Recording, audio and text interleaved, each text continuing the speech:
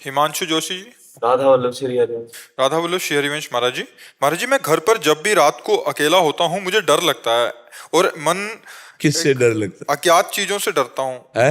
अज्ञात चीजों से मेरा मन डरता है। पूजा करते समय भी मेरे को भय लगता है महाराज। हाँ, इसी भय से हटने के लिए भगवान की आराधना है बच्चा। जिस समय कोई नहीं होता उस समय भगवान होते हैं ना। जब सर्वत्र भगवान है तो जहां तुम होते वहां होते हैं ना। हमारी बात का उत्तर दो। सर्वत्र हैं भगवान, तो रात में जब तुम अकेले होते हो तो भगवान होते हैं ना।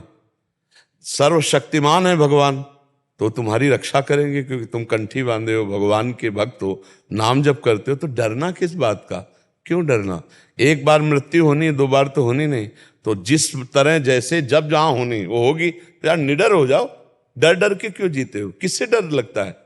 पता नहीं, जिस समय मैं आरती करता हूँ ऐसा लगता है पीछे कोई है, मैं बार बार पीछे देखता हूँ। अरे इस दिमाग को संभालो, नहीं तो परेशान कर देगा। ये बहुत खतरनाक दिमाग है। ऐसा कभी मत सोचो। जब तुम आरती कर रहे हो तब सोचो कि मैं जिनकी आरती कर रहा हूँ पीछे वो देख रहे हैं। कभी तो भाव होता है बड़े महाराज जी और आप हैं पीछे खड़े हैं, जी। और किसी समय भाव चेंज हो जाता है, फिर तो भय लगता है कि कोई है, बार बार पीछे देखना पड़ता है। भगवान है उस समय तो चक्र भगवान है। मैं बहुत ज्यादा परेशान हो गया। क्यों परेशान हो बच्चा? क्यों परेशान हो? वजन छूट रहा है इससे, बहुत महाराज जी बहुत परेशान। मेरा मन मनमानी आचरण भी करवाता है महाराज। हाँ, मेरा संकल्प बार बार टूट। हमारे हर प्रश्न का उत्तर नाम जप रहता है, क्योंकि नाम जप में अमोघ सामर्थ्य रहती है। देखो बच्चा, हम जब छोटे थे तब घर से भागे थे, तो गंगा किनारा तो बहुत जंगली इलाका हो। जब डर लगता भगवान का नाम जप करते, फिर धीरे धीरे ऐसे निडर हो गए कि लाश घसीट करके कुत्ते खा रहे और वही आराम से गंगा किनारे हम भी पड़े हुए। कोई भय नहीं कि मुझे काट लेगा, क्योंकि मुझे पता है अगर काटना होगा तो काट लेगा, चाहे जहाँ भाग के जाओ। और नहीं काटना तो इनके बीच में पड़ा रहूंगा, नहीं काटेंगे। कभी नहीं हुआ ऐसा। तो निर्भय रहो। गंगा किनारे भूत प्रेत रहते हैं, श्मशान होता ना, कभी कुछ नहीं बच्चा। जब अगर पाप है और हमें दंड भोगना है तो बिना भूत के भूत चढ़ जाएगा, जैसे आपके चढ़ा है। कोई है पीछे, अब कितना भय, सोने जा रहे हो कोई है पीछे। अब वो ना उसको नींद ना आएगी, वो अकेले। आप खेत ले जा सकते अकेले ले? नहीं नहीं, कुछ नहीं है, ये भ्रम है। कुछ नहीं है। जहां तुम्हें भय लगे वहां खड़े होके देखो राधा राधा कौन है, कुछ नहीं। ए मन बेकार को भ्रम। कितनी बार काटता हूँ मन को, बहुत ज्यादा कोशिश करता हूँ, लेकिन और नाम जप बढ़ाओ, नाम जप बढ़ाओ। ये पूर्व का कोई संस्कार है जो आपको कष्ट दे रहा है, अज्ञान का है और कुछ खास बात नहीं। हाँ, नाम जप करो, नाम जप करो। और तुम्हें बताए, तुम नर्सिंग हिंदी पढ़ लेते हो या संस्कृत भी पढ़ लेते हो? ये हल्की संस्कृत पढ़ लेता हूँ। पढ़ लेते हो तो नरसिंह स्तोत्र तुम 2-4 महीना पाठ करो, फिर हमें बताओ। जो नरसिंह इससे दीक्षित तो और चीजों को पढ़ने की ज्यादा इच्छा नहीं होती है। नहीं, ये दवा खाओ। जैसे अब डॉक्टर है तो है, कोई और बतावे तो तुम मना कर देते कि भाई हमारे गुरुजी ने, जब हम ही तुमसे कह रहे हैं कि नरसिंह स्तोत्र का पाठ करो जो प्रहलाद जी स्तुति कहे, फिर आप देखो थोड़ा सा अभी क्या है कि दवाई की जरूरत है। तो दवाई में जैसे बदला नहीं जाता कि ये चूरन तो आखिरी चूरन है, पर तो ये ले सपोर्ट के लिए ले। तो अभी तुम सपोर्ट के लिए नरसिंह स्तोत्र, वो निर्भय एकदम। हाँ, जब नरसिंह भगवान का स्मरण किया जाता है तो बड़े बड़े भय का नाश कर देते हैं। हमारे ही श्री कृष्ण, तो कोई और थोड़ी है ना। आप अभी चूंकि रस में तो प्रवेश हुआ नहीं, अगर होता तो दशा नहीं होती ना। काल से भी समुझ जाए शरण ते डरत ना काल डर, दियो दान तीन भय द्वंद्व दुख सब घटे, नित नित नौ नौ प्रेम कर्म बंधन कटे। तो अभी स्थिति नहीं ना, तो नरसिंह स्तोत्र का पाठ हिंदी सहित, अगर संस्कृत न कर पाओ तो केवल हिंदी कर लो, अगर संस्कृत और हिंदी दोनों करो तो करके देखना 2-4 महीने, और फिर आप हमें बताना। और ये तुम आज से पक्की बात याद कर लो कि हम तुम्हारे साथ हैं, तुम्हें डरना नहीं। जब तुम्हें डर लगे तो ये बात याद कर लेना। ये YouTube में पड़ेगा, इतना काट के रख लो, बार बार सुना करो, हम तुम्हारे साथ हैं, हम तुम्हारे साथ हैं। तो तुम्हें जहाँ डर लगे तो उसको ऑन कर दिया, हम तुम्हारे साथ हैं। ठीक है, आप डरना नहीं, आप बिल्कुल नहीं डर, मस्त रहे। अनुपम कक्कड़ जी गाजियाबाद से। राधे राधे महाराज जी, आपके चरणों में कोटि कोटि प्रणाम।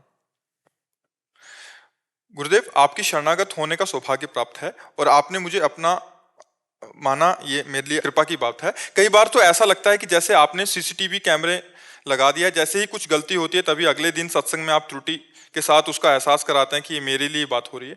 गुरुजी, भगवत मार्ग में चलने में एक कठिनाई हो रही है और वो ये है कि लोगों में भगवत भाव करना गुरुजी काफी मुश्किल हो रहा है।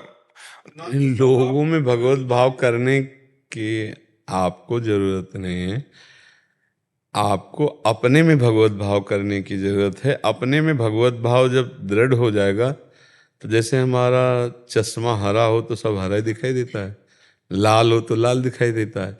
ऐसे अगर हमारा भगवत भाव तो सब में भगवत भाव आ जाएगा। हमारा तो देह भाव है, हमारा तो कामना युक्त भाव है, तो हम सब में देह भाव ही देखेंगे, कामना युक्त भाव देखेंगे। हम ऊपर से सोचेंगे कि सब में भगवान है, लेकिन जब प्रतिकूलता आएगी तब भाव नहीं टिक पाएगा। जब कोई हमें गाली दे हम उसे अपना भगवान माने, ऐसा हो सकता है? कोई हमें अपमान करे हम उसे भगवान माने, ऐसा हो सकता है? लेकिन भगवान है। पावर तो वही है ना। हीटर में, फ्रिज में, एसी में एक ही बिजली है। एक जगह यंत्र के प्रभाव से गर्मी पैदा कर रही और एक जगह ठंडी पैदा कर रही। परमात्मा एक पावर है। अब 3 गुणों का स्वभाव प्रभाव है। तमोगुण है तो राक्षसी प्रवृत्ति प्रकट होगी, रजोगुण है तो राजसिक, सत्वगुण है तो सात्विक, लेकिन पावर तो उसमें परमात्मा है ना। ये जब तक ज्ञान नहीं होगा तब तक भाव केवल ऊपर से लगाते रहेंगे तो अनुकूलता में तो लग जाएंगे भाव, प्रतिकूलता में नहीं लगेंगे। प्रतिकूलता में कठिन है, पर ज्ञान हो जाने पर भाव लगाने की जरूरत नहीं पड़ेगी। जो है सो है, वो परमात्मा है। जैसे कहा जाता है कि ये हाँ परमात्मा नहीं है तो वहां भी है नहीं? है शब्द तो वहां भी है ना। बोले यह परमात्मा नहीं है, वो भी है। परमात्मा है, जहां है तो वो है। कोई कण ऐसा नहीं वो नहीं है। जो हम कहते हैं जहां नहीं है वहां भी वो है। जैसे है विराजमान है ना, ऐसे परमात्मा विराजमान है। परमात्मा निर्विकार है। खोपड़ी के प्रभाव से उसका अलग अलग भाव प्रभाव दिखाई दे रहा है। जैसे हीटर में बिजली गई तो आग पैदा कर रही है, एसी में गई तो ठंडी हवा, फ्रिज में तो ऐसा, मोटर में गई तो पानी निकाल रही। बिजली कैसी है? वो पावर है। अलग अलग क्रियाएं हो रही, कहीं जीवन दे रही, कहीं जीवन ले रही। नहीं हो रही? छू जाए तो मार नहीं देती। ऐसे परमात्मा की 3 लीला हो रही, सृजन, पालन, संहार। कहीं रचना हो रही, कहीं उत्सव मनाया जा रहा है, कहीं विषाद मनाया जा रहा है, कहीं विनाश हो रहा है, कहीं पालन हो रहा है, कहीं संहार की लीलाएं। तो ये तत्व ज्ञान होने पर हम ये जान पाएंगे कि भगवान सर्वत्र हैं।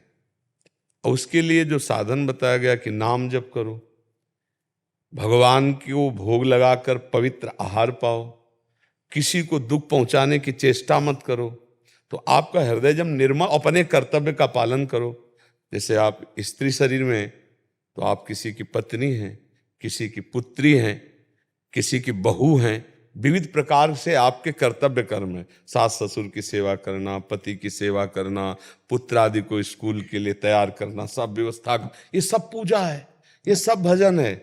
केवल हमें भावना अपनी बना लेनी है कि ये सब भगवान इनके अंदर बैठे।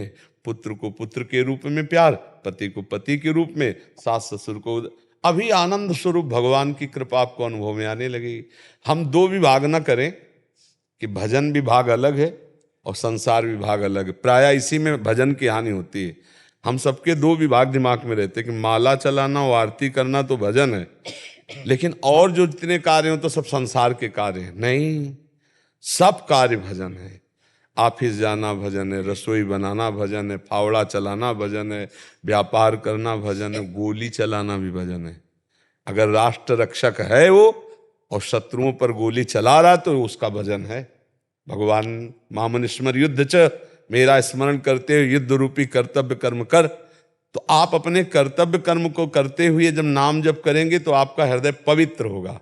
तो पवित्र हृदय में साफ अनुभव होता है सब में भगवान है। भावना करने की जरूरत नहीं होती, वो दिखाई देता है, वो परमात्मा है, सबके अंदर है। जब ये दिखाई देगा तब हमको जब कोई गाली देगा तो हमें हंसी आएगी, मेरा ही प्रीतम है, कोई और नहीं। जैसे अपनी जबान दांत से कट जाए तो हम किसको गाली देंगे? क्यों? कष्ट तो हुआ, पर मेरे ही दांत से कटी है, मेरे ही भगवान मेरा अपमान करने की लीला कर रहे हैं, मेरा ही इष्ट इसके अंदर बैठकर गाली दे रहा है, तब बुरा नहीं लगता। अपनी भाषा में जब अपने को कोई गाली दे और हमारी स्थिति ऐसी हो जैसे विदेशी भाषा में हमको गाली दे तो हमारे ऊपर कोई फर्क नहीं पड़ेगा। और जब हमारी भाषा में हमको कोई गाली दे, को फर्क ना पड़े, तब समझना चाहिए हमारी भक्ति रंग ला रही, तब सब में भगवत भाव होगा, तब सब में। पर है बहुत कठिन है, बहुत कठिन है। अनुकूलता में तो सबके अंदर भगवत भाव, और जब कोई आकर सीधे ऐसे खड़े होकर अपमानित हमें करे, गाली दे, पाखंडी, नीच, धूर्त, फिर हमारे अंदर आए कि मेरे भगवान है, तब तो हमारी भक्ति रंग लाएगी। साधु के सामने कैसी बात, निकालो इसको, फेल हो गए। वो आया था आपसे प्रश्न करने आया था कि तुम्हारी कितनी क्षमता बढ़ी भक्ति की, ये बात है। तो हम सब में भगवान है, इसमें माने या न माने, जो है चीज वो तो है ना, ऐसा दिमाग में बैठा लो कि सब में भगवान तो है ही। अगर हम मान लेंगे तो आनंद का अनुभव होने लगेगा, नहीं मानेंगे तो भी भगवान है, तो हमारा कल्याण हो जाएगा, हमारा मंगल हो जाएगा। भगवान है ना, ये आपको पता है ना, भगवान सब में है। ये जो सब है ना, ये यंत्र हैं, इनमें जो पावर है वो भगवान है। देखो इस शरीर एक यंत्र ढांचा है, ये तो सबको पता है, इसको जलाया जाता है मरने के बाद, तो जो अंदर था वो तो मरा नहीं, वो तो निकल गया ना। तो ये ढांचा है ना, तो ये ढांचे में जो काम करने वाला पावर है, आज तक किसी वैज्ञानिक ने उसका एक्सरा किया है क्या? उसकी तो बात जाने दो, मन का एक्सरा किया है? मन का एक्सरा हो सकता है भला? मन का कोई अल्ट्रासाउंड कुछ आज तक कोई, हमें लगता है अभी विज्ञान में इतनी सामर्थ्य नहीं आई है कि मन का कोई ऐसा है, क्योंकि हमें ज्यादा ज्ञान तो विज्ञान का है नहीं। वो केवल स्थूल ढांचे को दिखा सकता है, तुम्हारी यहाँ से हड्डी क्रैक हुई है, तुम्हारा दिल, तुम्हारा जो स्थूल बना हुआ पांच भौतिक, उसे दिखा सकते हैं, लेकिन मन और इंद्रियां, चित्त, अहंकार, ये नहीं दिखा। फिर इसके बाद है सूक्ष्म शरीर, के बाद कारण, फिर है आत्म तत्व, ये कोई नहीं पकड़ पाएगा। देखो आप रह रहे हो, आप लोग अपने शरीर में रह रहे हो, लेकिन आप क्या हो आज तक जान पाए हो? अगर पूछा जाए आप अपने को जानते हो? बोले हाँ जानते हैं, हमारा ये नाम है, हम अमुक गांव के हैं, हम इस जाति में पैदा हुए, ये इतने साल के। सारी बात शरीर की बताओगे, अपनी नहीं बताओगे। वही जो आपका स्वरूप है, आप में पावर है, वो वही। जैसे एक ने प्रश्न किया था, भगवान ने माया रच के हमें फंसा दिया। हम कहा भाई सही बात पूछो तो भगवान ने नहीं फंसाया, आप ही फंसे हो। भगवान ने नहीं फंसाया, क्यों? क्योंकि आप ही वही हो। सच्ची वाला ना, ये जो आपके ढांचे हैं ये आप नहीं हो, आप में जो पावर है। एक 0 वाट का बल्ब जले तो आप क्या बोलोगे? किससे जल रहा है? तो आप क्या बोलोगे? बिजली से जल रहा है ना। और एक 1000 वाट के हाइलोजन जल रहा है तो आप उसको क्या बोलोगे? बिजली से ही तो जल रहा है ना। तो चाहे चींटी हो, चाहे देवता हो, चाहे ब्रह्मा हो, चाहे मनुष्य हो, सब में पावर किसका है? भगवान का। भगवान ही है। जैसे बिजली के पावर से, ऐसे भगवान। बिजली तो प्राकृतिक है, वो तो तार के कनेक्शन से ही जाती है, और ये बेतार कनेक्शन है। कहो सो कहाँ जहां प्रभु नाई, कोई कण ऐसा नहीं जो भगवान ना बने हो। स्वयं भगवान सब कुछ बने हुए हैं।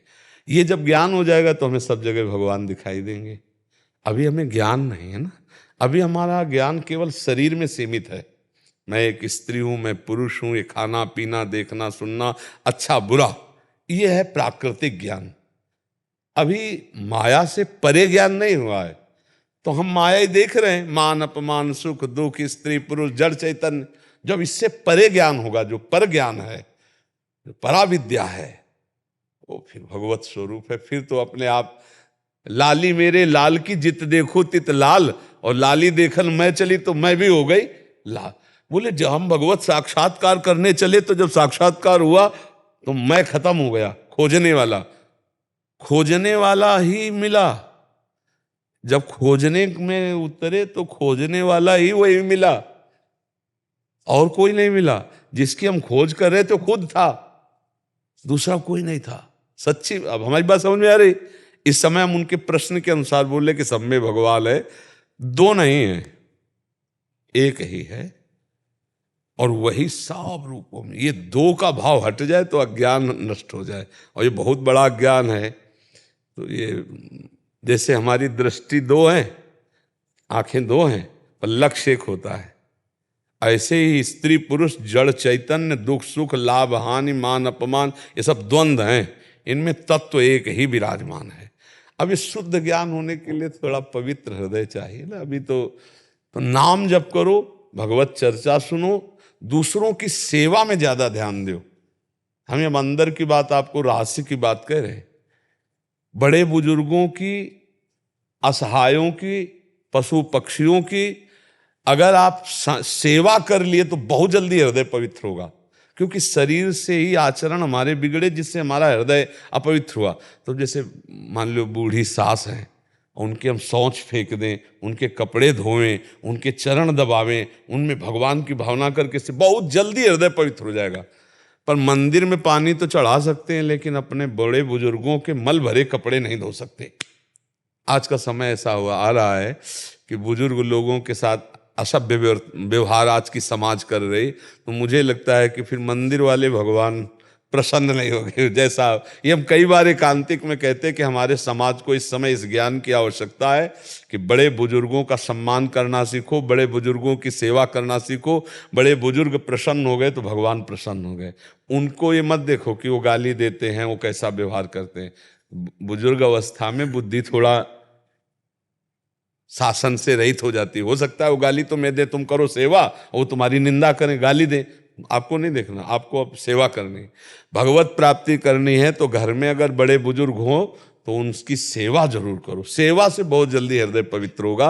और अपने कर्तव्य का पालन करो। भगवान क्षम्य है, ये वो कृपा करके सोई जाने जे देहु जनाई, तो जानत तुम्हें वो जो भगवान का आश्रय लिया, भगवान की सेवा की, भगवान उसे जना देते हैं। जहां जाना तो भगवत स्वरूप हो जाता है। अब मतलब है यार, तो उसमें क्या जानना है, वो तो है ही। अब जैसे हमारे दिमाग में है ना, तो ये लगता है यार, तो उसमें क्या अकल लड़ानी, वो है सर्वत्र है, तो अकल क्या लड़ानी भाई।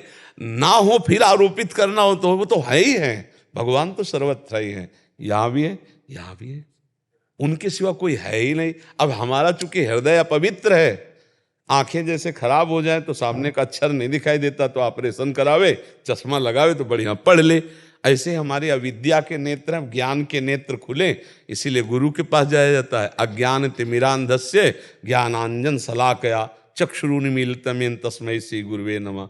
तो जो सत्संग मिल रहा है उसको सुनो, नाम जप करो, बड़े बुजुर्गों की सेवा करो, अपने धर्म से चलो, ज्ञान इसी से प्राप्त हो जाएगा। कठिन तपस्या करने वाला अब ना तो हृदय रह गया है और ना समय रह गया है। नाम जप के द्वारा ही बात बनेगी। जी। प्रीति जी चंडीगढ़ से। राधे राधे गुरु जी।